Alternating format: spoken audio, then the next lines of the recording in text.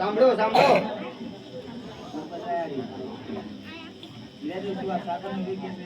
તું સાગરનો વીર કેસરી ચંપતરાયના પક્ષમાં ગયો.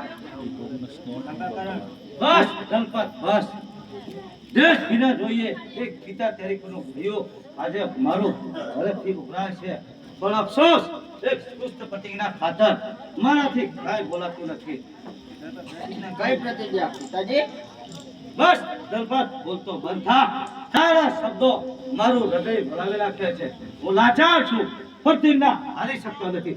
સાગર મુકે મર્યાદા, અને આ સાગર મુકે મર્યાદા અગ્નિ શીતળ ધરે નહીં, સૂર્ય અને ચંદ્રના મંડળ ધરે નહીં, અને તાત તારો આજે પ્રતિજ્ઞાથી નહીં છટે તો નહીં છટે. નહીં તાત એમ ઊંધું ના સમજો. પ્રતિજ્ઞા તો પુણ્યવતી હોય છે.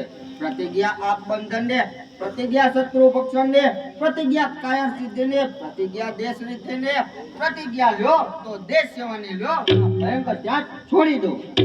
ગણપત હવે લાંબી ટૂંકીમાં કાંઈ માલ નથી. હવે તો તારી એક જ પ્રતિજ્ઞા છે, પિતાની કાર્યસિદ્ધિમાં જ પુત્રની કમાઈ છે. પિતા જેવું કરે વર્તન તેવું સ્વીકારી લો. જગતને એમ કહેવા દો કે પુત્ર હોય તો આવા હોય. બસ હીરાદેવી, બસ.